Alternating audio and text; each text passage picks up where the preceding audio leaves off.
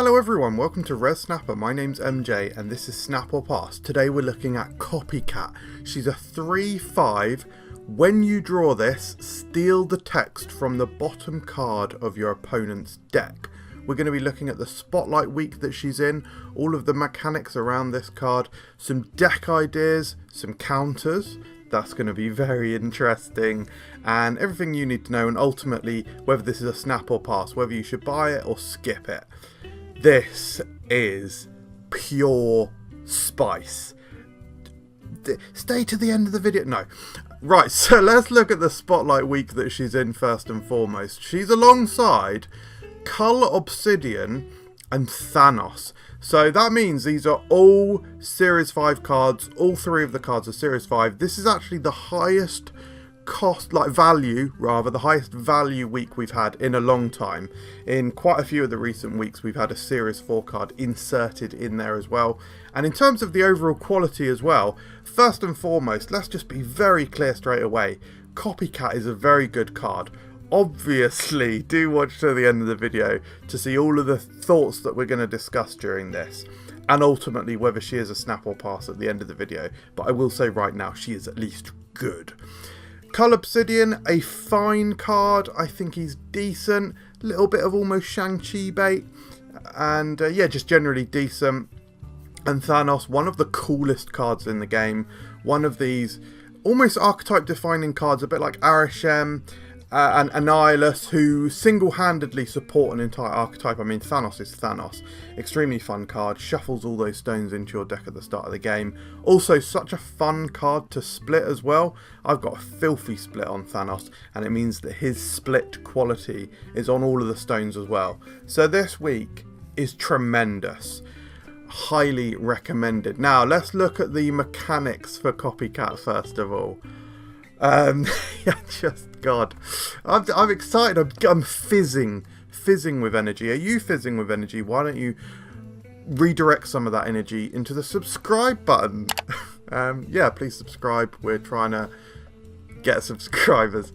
So this is the first card in the game to have an ability which triggers when it's drawn. We've got vaguely similar cards that do stuff like when they're in your hand. So Black Cat is an example. She just needs to be in your hand for her effect to trigger.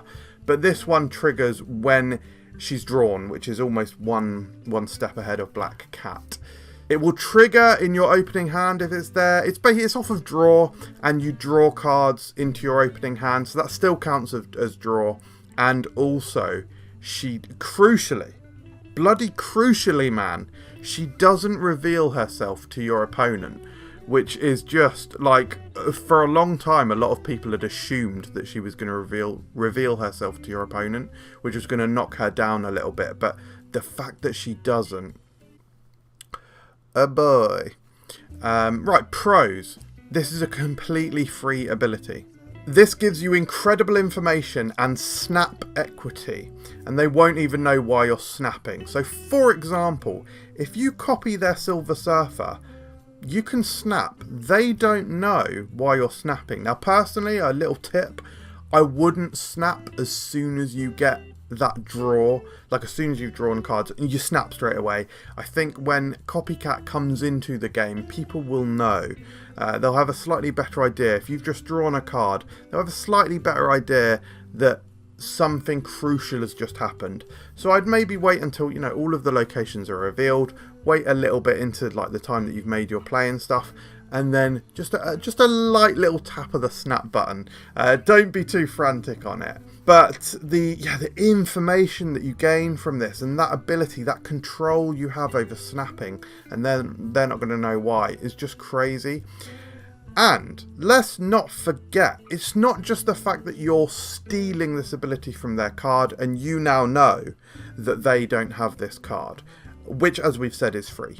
You just get that ability for free. But it's also the fact that you're going to get that card. Your opponents put good cards in their decks, so she'll become a free cost version with good stats. 3/5 is just good stats, but she'll become that of a good card. Now that could be a 3/5 card. It could be like Nocturne. you're just getting a Nocturne. That's good. Nocturne's one of the best cards in the game. But it could be something even better, and you could improve their stats. So I just think this ability is incredible. I don't want to overhype it. Like, this could be the best card in the game. Like, tell me I'm crazy. Literally.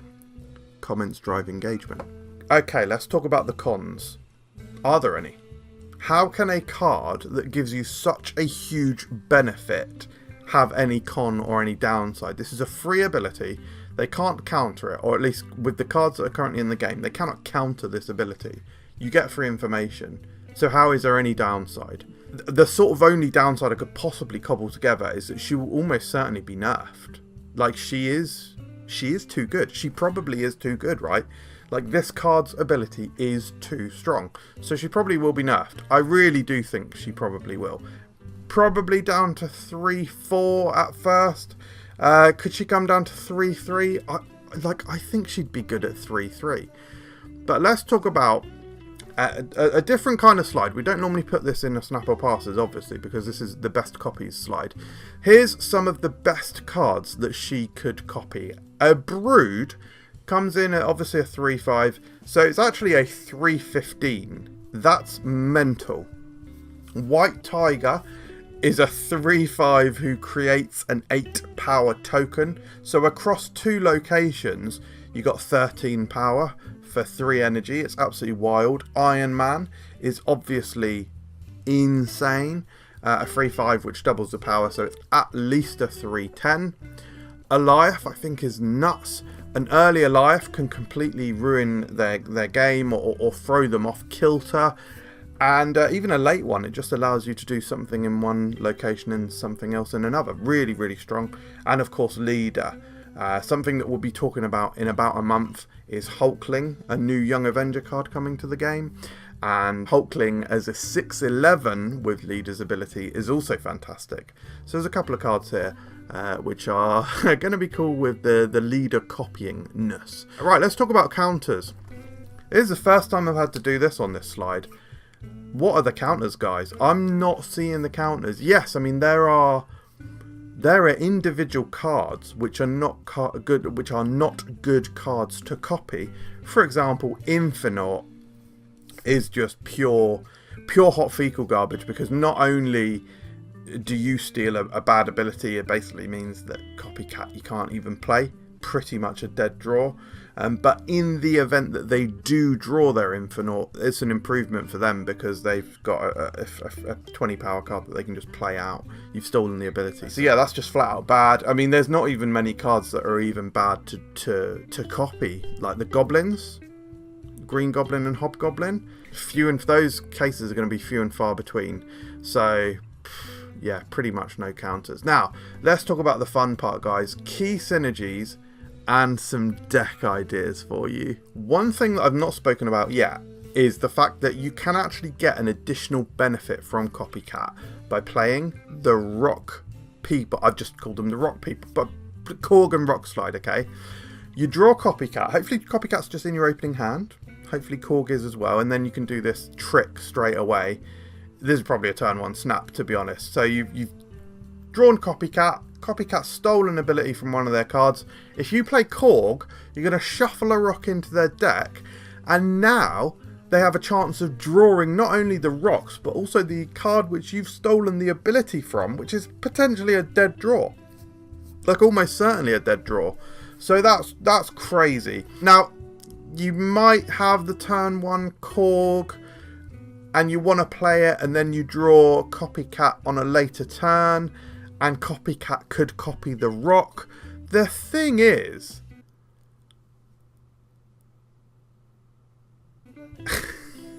I did that thing where I malfunction again. Do you guys like it when I literally just freeze? Like, just in my tracks, forget what I'm saying. The thing is, that just isn't even that likely. Even if you play down Korg as a turn 1, if you draw Copycat a couple of turns later, it's still like a 1 in 8 or 1 in 7 chance that you're even going to hit the rock. Listen, it probably will happen, but it's not even going to happen that often. I think by the time that you've drawn Korg and or Rock Slide, there's a bloody decent chance, on it more often than not, you will have already drawn Copycat.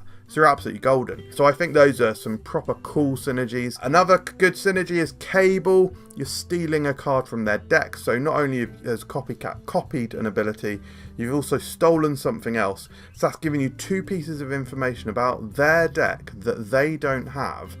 And also you're just sort of stealing their synergies. Crystal. Is this an actual rare occurrence of Crystal being a good card and a good synergy? The reason, I should actually explain the reason because it might not be immediately obvious. Copycat's ability works from just drawing her, so it increases the value of your draw from Crystal than theirs. So you draw her, you use Crystal, you draw a card, hopefully that card is Copycat, or it just increases the chance that you're going to draw Copycat, and that's all you need to do to get some value from Copycat. Is it coping? Is Crystal always coping? Let's be honest, sort of. But then other ones, White Queen. Again, this is an information-based card. So you know one card that they're not going to draw from their deck, and you've stolen the ability with Copycat. You've stolen another card with Cable. You know another piece of the puzzle, and then you can White Queen. You know what their end game is. You know what the highest cost card in their deck is.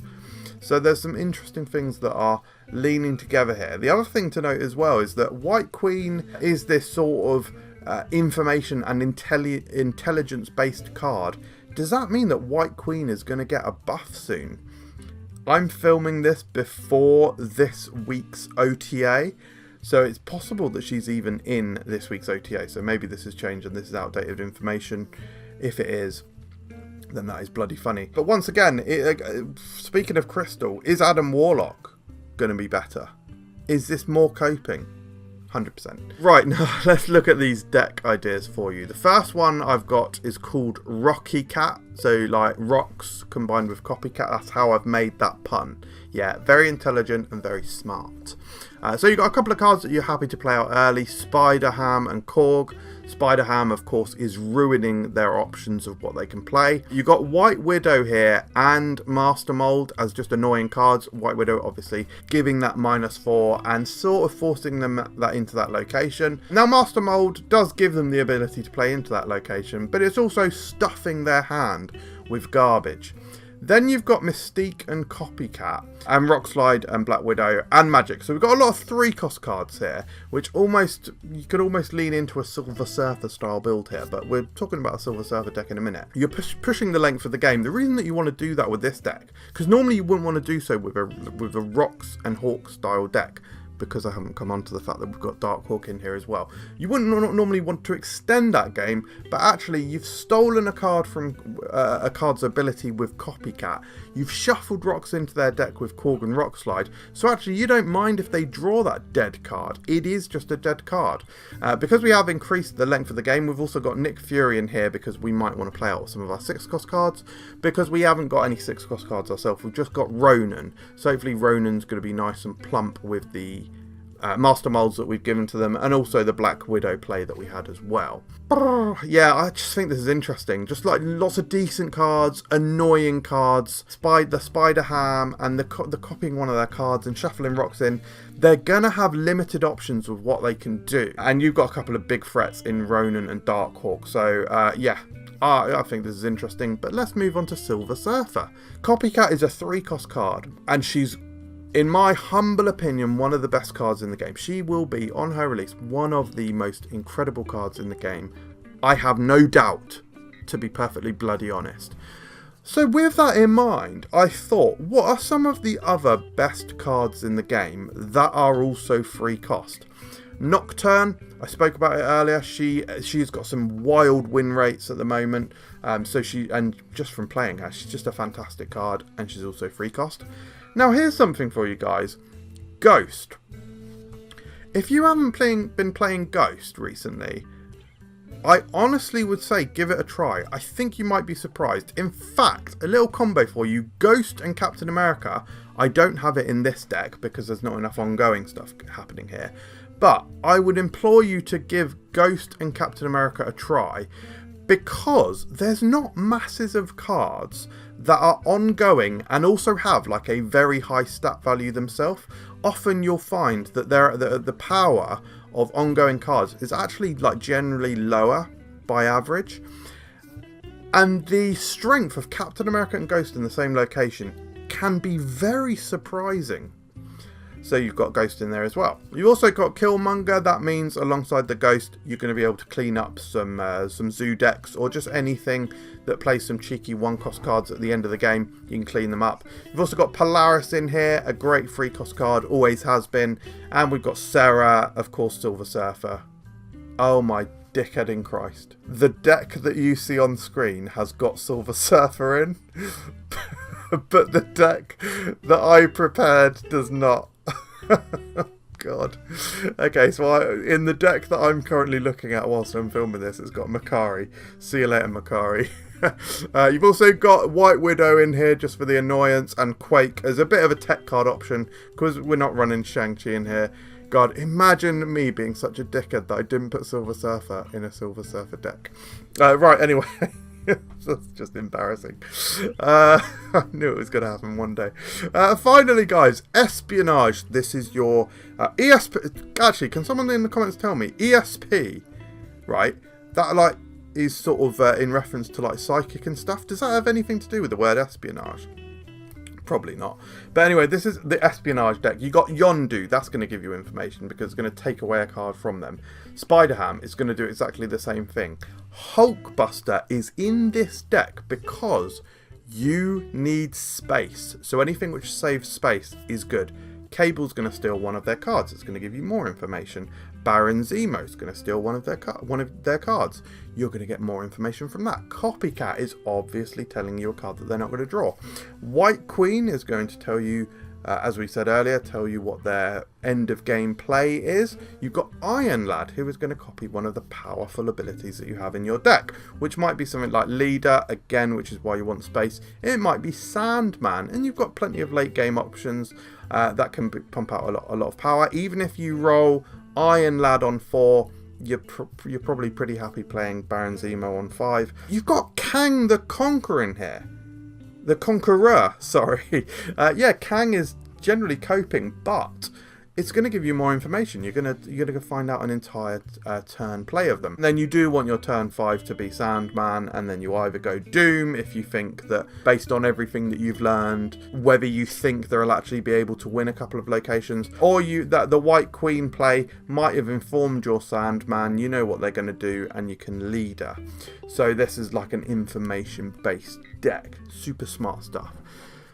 So that's it. All that's left to answer is snap or pass. Guys, I said she was one of the best cards in the game. She's obviously a snap. Like, yeah, this for me, spend all your keys, spend whatever it takes to get this card. She's incredible. Like I say, I do absolutely think she is going to be nerfed. I think her win rate is going to be extremely strong. I think her snap, what's it called? The cube rate, average cube rate. Like, it's going to be absolutely, is it not going to be absolutely giant? So, yeah. Thank you for watching. I hope you enjoyed this video. Are you going to be rolling for Copycat? Let me know in the comments below. Have I overlooked any synergies or possible counters? Let me know that as well. Thanks as always to Drewberry for letting me continue this series. And thank you to both Snap.fan and Marvel Snap Zone, two great websites that I use for information, pictures, and also deck builder as well. Thanks again. We'll see you next time. Cheers.